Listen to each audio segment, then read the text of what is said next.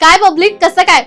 आजच रिलीज झालेला ओ Romeo movie बघितला आणि डोकं सुन्न झालंय राव. विशाल भारद्वाजने पुन्हा एकदा आपलं काळीज रुटलंय.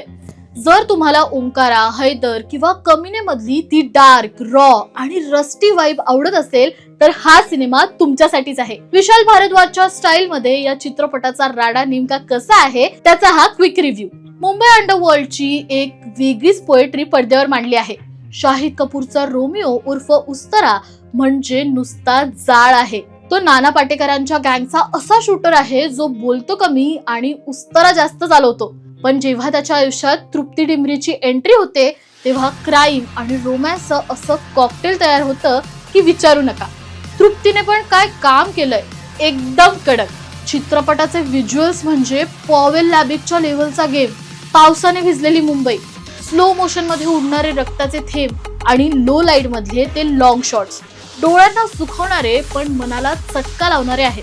प्रत्येक फ्रेम मधून एक वेगळीच रस्टी वाईब येते. आणखी एक सरप्राईज म्हणजे आपले लाडके मराठी गायक राहुल देशपांडे. होय, त्यांनी यात एका कडक पोलिसाचा छोटा पण एकदम सॉलिड रोल केलाय. गाण्यांच्या मैफिलीत दिसणारा त्यांचा तो शांत चेहरा इथे वर्दीत पाहून जरा वेगळीच आणि भारी किक मिळते. प्रामाणिकपणे सांगायचं तर शाहिदने हैदर आणि कमिने नंतर पुन्हा एकदा सिद्ध केलंय की तो विशाल भारद्वाजचा हुकमी एक्का आहे. शाहिदची ऍक्टिंग, त्याचं ते इंटेन्स लुक आणि त्याचा स्वॅग म्हणजे करिअर बेस्ट परफॉर्मन्स आहे. सोबत नाना पाटेकरांचा तो बॉस मोड अंगावर काटा आणतो. बघा मित्रांनो, तर फर्स्ट हाफ थोडा स्लो आहे. असं वाटतं की गाडी हायवेवर यायला जरा जास्तच वेळ घेते.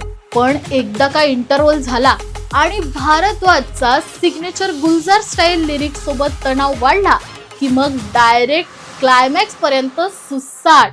शेवट तर असा ट्रॅजिक आहे की तुम्ही थिएटर बाहेर येताना सुन्न व्हाल.